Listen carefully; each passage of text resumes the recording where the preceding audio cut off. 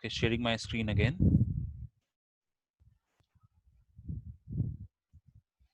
Let's wait for 1 minute so that people can join again.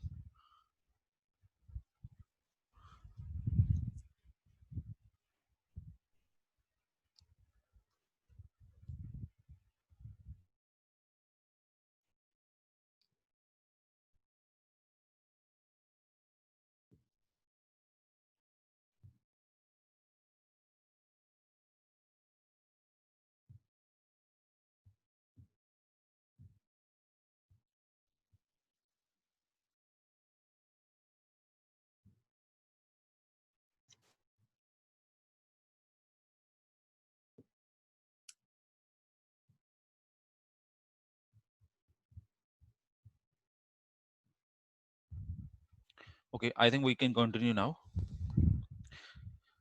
We already discussed the first type of loop, which was for loop.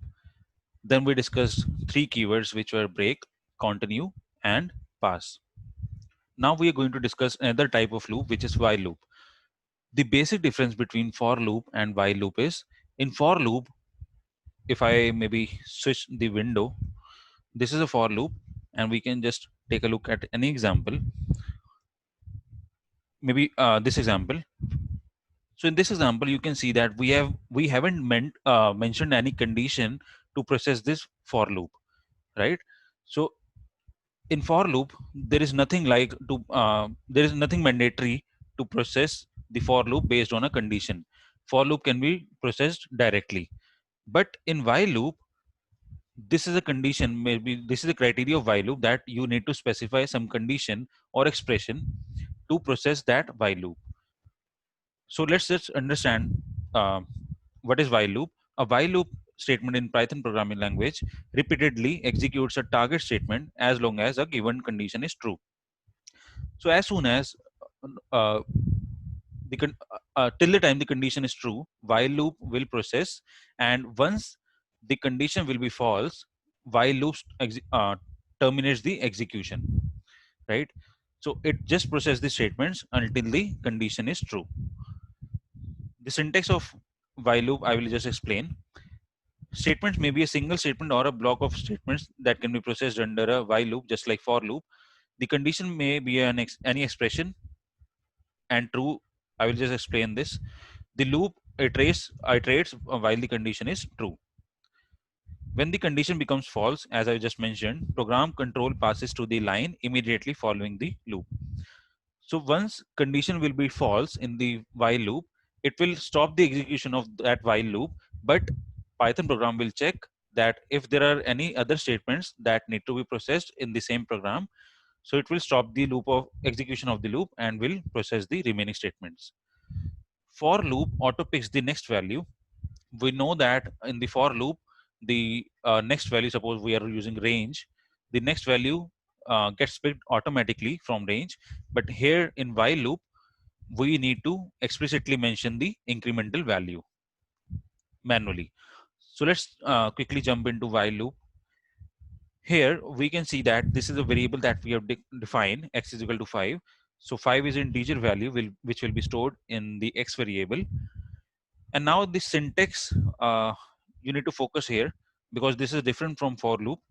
So first of all, we have to define, maybe mention the keyword while.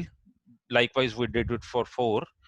Now the second, the statement which we write after the while keyword is, this should be an expression.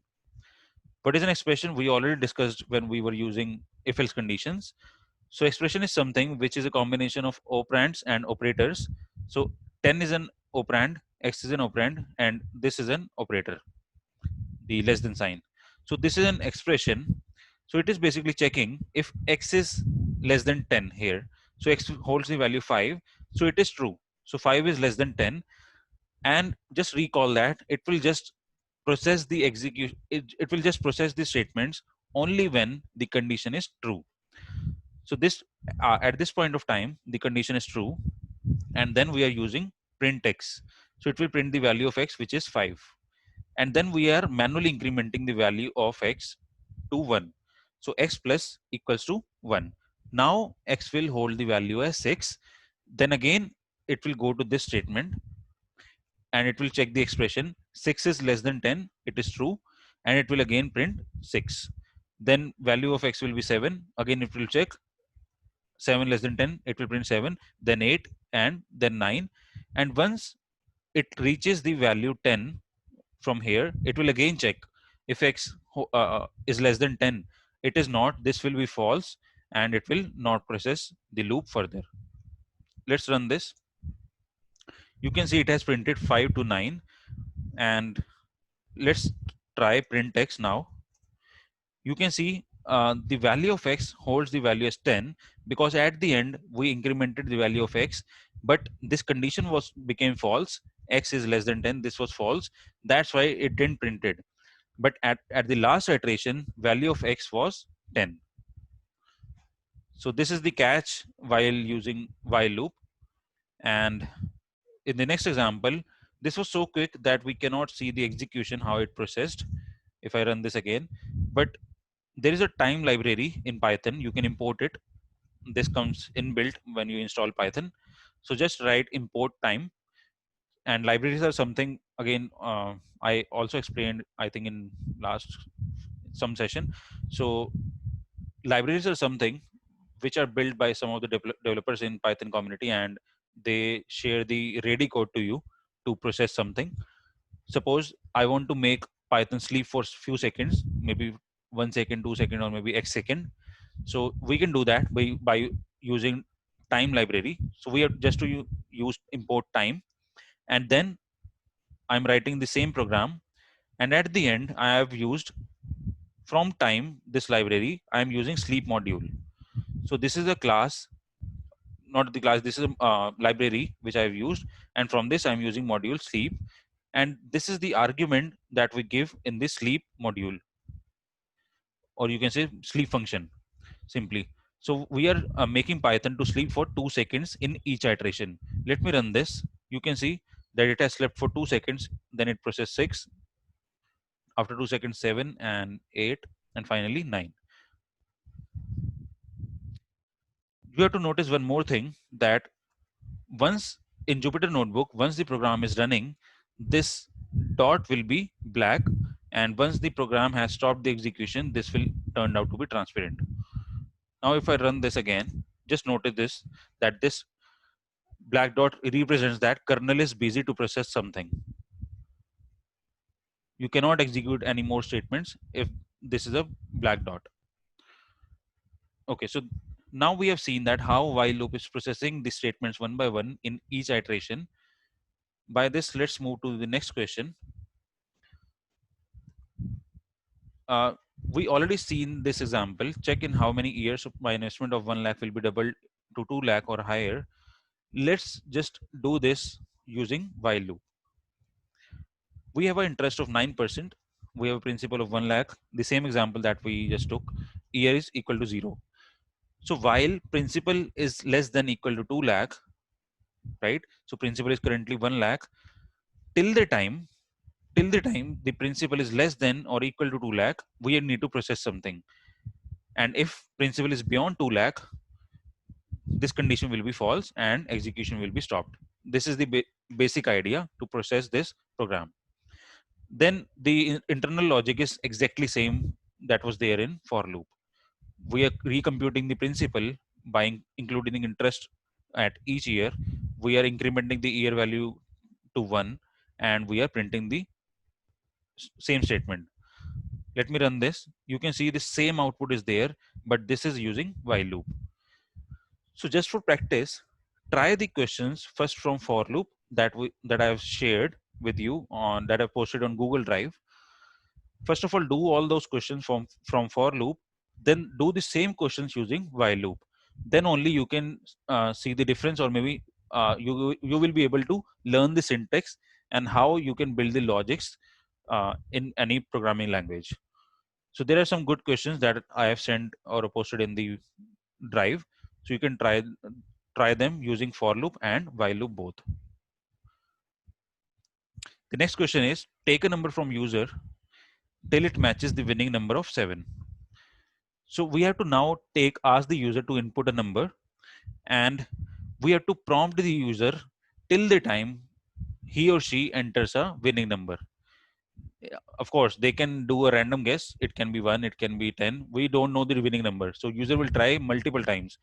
So we have to give the user to a chance to enter the number multiple times till the time he or she reaches the winning number. This is interesting because there are some applications which needs to be which basically ask us to provide the input again and again. Just like there is a website, there can be any website where you provide the credentials incorrect every time. Of course there are some checks also that are placed on the websites. Suppose you input you tried the password 5 times, so it will block your password, something like that. Suppose this functionality is not there. So what is happening at the back end? If the login credentials are not matching, it is prompting you to enter your password again and again. This is not exact functionality which I'm talking right now, but yes, it is quite similar to that. You can somehow relate to that example. And let's see this example how we are going to achieve this. So we have this number, winning number, as 7, and we are running while true. So there is no condition. We are saying that this will be true based on none of conditions. So all the time this will be true, it will not be false, right? So if, okay, I will just come back again on this example. So we are taking the user input your number, and we know that using input function, of the value returned from input function is always string. So if user inputs a number, maybe 13 or 14, any number, so that will be indeed string. So we need to convert that number to integer, and we are using int function to convert that number. And finally the integer value of that number will be stored in user num variable. So this is clear till now. Next, this user number will be checked with this number. If user number is equal to this number, which is the winning number, then only we are printing congrats, your guess is right. And we are breaking that once these two numbers are same. Else we will ask the user print please input again. So it will take the control of the program again to this statement. So this will be true. Again it will ask the user this number. Again it will be checking. So let me just run this. You can see it is asking me to input any number. Suppose I'm writing 3. You can see that please input again because this condition was false, and it has reached to this else statement, which is please input again. Again it has, the control has been reached to the beginning of the loop. Again it is asking me, it is running this statement and asking me the number. Suppose I'm now entering 9. Again 10, 14, 17. Until and unless I'm not entering the correct number, it will not give me the result, and it will not stop the execution. You can still see that the dot is still black because kernel is busy processing something, right? So now I'm entering correct number. Focus on kernel and focus on the output. As I enter 7, this condition will be true. It will print the statement and will stop the execution by using break statement. And now I am pressing enter after pressing 7. You can see congrats, your guess is right, and kernel is stopped, and loop is execution of loop is also stopped. Is this example clear? Kashish, one question here. Yeah. Uh, why are we converting the input number to integer? It's already in the form of integer, right? Yes, but input is a function which always returns a value as a string. Let me just show you. Suppose I'm using a is equal to input, and I'm just writing enter number. So you can see it is prompting me for a number, enter number, and then I'm writing 9. So 9 number is stored in A. But let's just check the data type of A now. I can write print A, comma, type of A. To check the data type, there is a type function, as we know. Type of A will be str. So this is not a number. If I don't convert this, I can show you. If I'm not converting this string to a number, if I'm not using int function, if I'm running this, suppose I'm entering 10, input your number, and if I'm entering 7, input your number 9, you can try any number, it will not be equal to, it will not process this if condition, it will always be false, because a string cannot be equal to a number which is an integer. This is the problem here. Okay. Yeah, so that's why we have to use int function here to convert any string to a number. Just remember one thing, that input will always return you a string. To convert that string to a number, you have to use int function. That's it. Oh, Now there is no way to stop this execution. You can see kernel is still busy. So how do I can do that? So there is a button here, stop, interrupt the kernel. Just press this. Now kernel will be interrupted and we can process any statement now.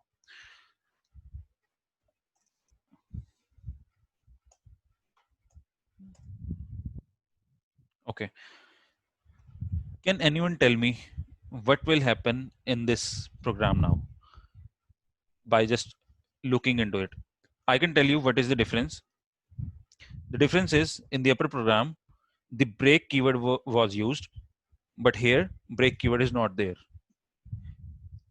How this program will going to be executed, and is there any problem in this program?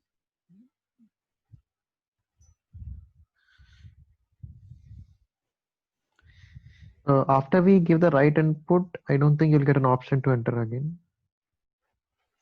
Okay. Any other thoughts?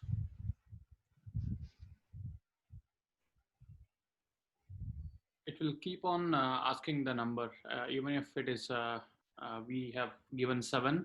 Uh-huh. It continues to execute. It asks the number again. Yeah, that's the right answer. So I'm glad people are awake. So if I'm entering 10, then it is asking me, of course, it will ask me to enter the correct number. 8, again, it will ask me. But 7, it is saying that congrats, your guess is right, because this condition is true. But it is still asking me for a new number, because there is no way, Python doesn't know how to stop this loop. This is known as infinite loop. So this can never be stopped if you don't interrupt the kernel. You can see kernel is still busy. So you have to you have to use while loop very like uh, with caution basically, so that it doesn't go to the infinite loop. Otherwise it can destroy your resources. It will be executing forever. So that's why you have to just use it with caution. I can just interrupt the kernel so that it can stop the execution now. So this was the basic idea behind break statement. I just wanted to show you the power of break statement, because it is used practically. Break, continue are very much used while we work on loops. Okay, next question is, I think we have 2 or 3 more questions. We can cover this quickly. Another way to write the above program is, uh, okay, in the upper program, we were using true here, right? True keyword we were using. So always it will be true. But instead of that, let's try what is the answer we are getting if I'm running this. This is an assignment operator, equals to. If I'm running this, A is equal to A. You can see this, that what answer we am getting, it is true. Even if I'm running 1 is equal to 1, or maybe 2 is equal to 2, it will, okay, it should be double equal to. You can see that I'm getting true as the answer. So anything that is equal to true, or anything that is returning me a true keyword, you can use any, you can say, expression or the condition. So every time A will be equal to A, and every time 2 will be equal to 2. So either use true keyword, or either or use such conditions here. So this was the just for understanding how this while loop can be executed in different ways. So you can, most of the people use true statement. This was just for understanding purposes.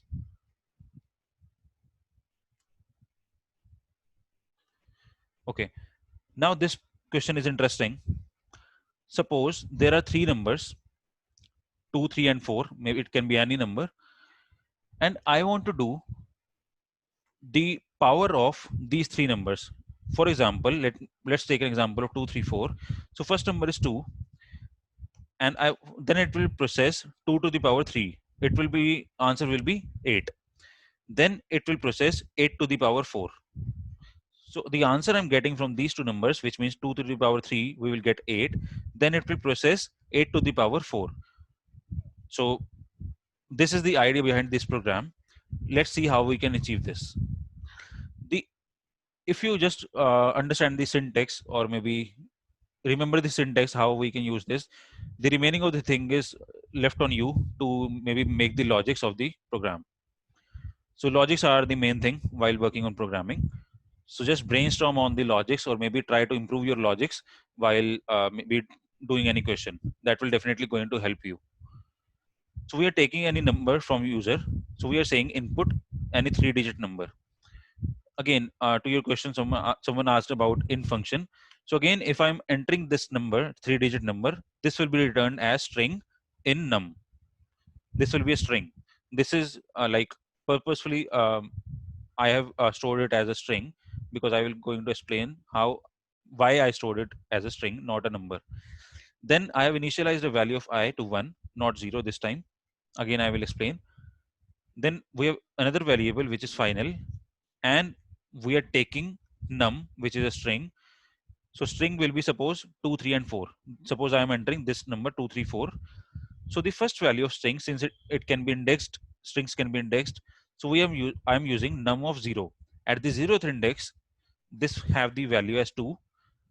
So int of 2 will be integer value of 2, right? So this will be return me integer value 2, and that will be stored in final.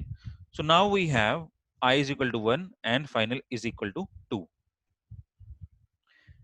Okay, now there is a while loop.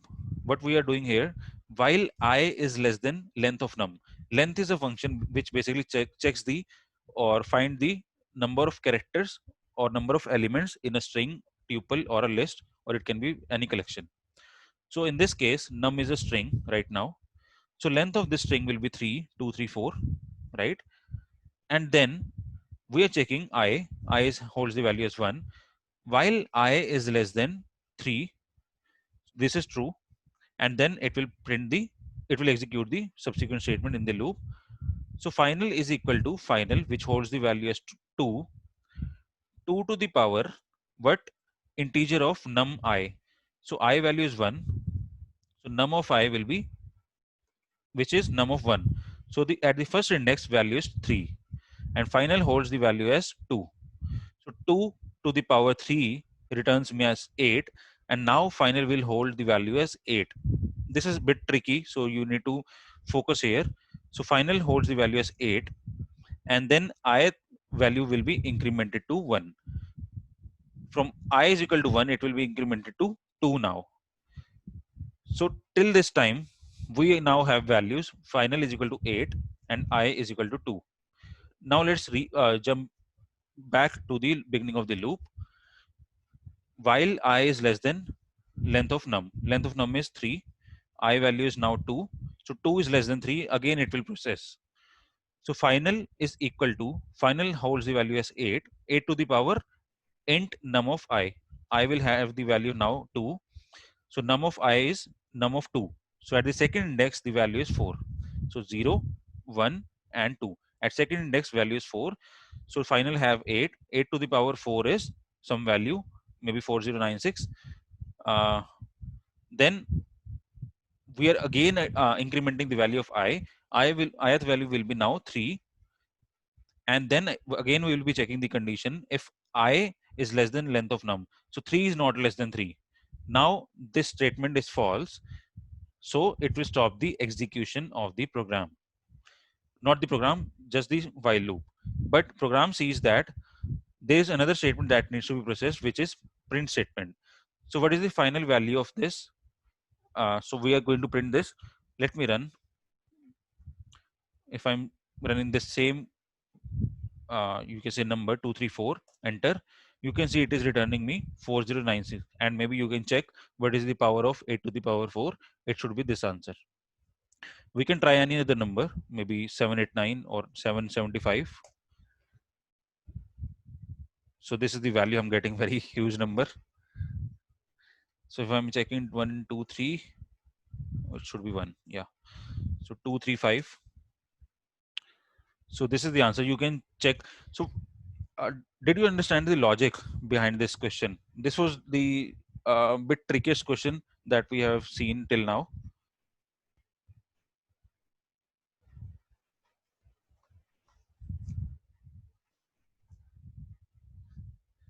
Any question from anyone, or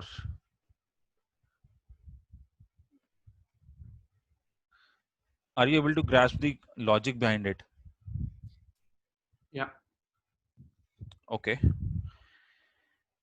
Great. Now, these are some more cells that are there. These are very simple. So now you have to try it yourself. Okay. So this was all for today, and you have to try it yourself and try the question that I said for loop, both with for and while. This is my request to everyone, because from the next session, the actual feel of programming will be there, because we will be talking about user defined functions. Till the time what we were doing, int function, input function, print function, length function, type function, all of these were inbuilt functions. These these come with Python when you install it. But from the next session, we are going to create our own user defined functions. So this is the basic concept as a developer you should know while working on Python. Because if you don't understand how to create a user defined function, you cannot build classes and objects. And if you go beyond it, you cannot build any library, and you cannot contribute to the Python community, and you cannot build any heavy program or can do modularization. So there are a lot of things. So these were the basics, I can say, that are needed to move towards user defined functions, right? So I would urge everyone to do not miss the subsequent sessions, maybe 2 or 3 sessions at least from today, uh, because those are going to be very important to work on a modular programming, how to do the modularization by using multiple Python programs at a time, and how to create user defined functions again. Okay, if there are no questions, we can end this session, and we will meet next weekend. Yep. Thanks, Kashish. It was Yeah. great. Yeah. Thanks everyone. Thank you. Bye. Bye.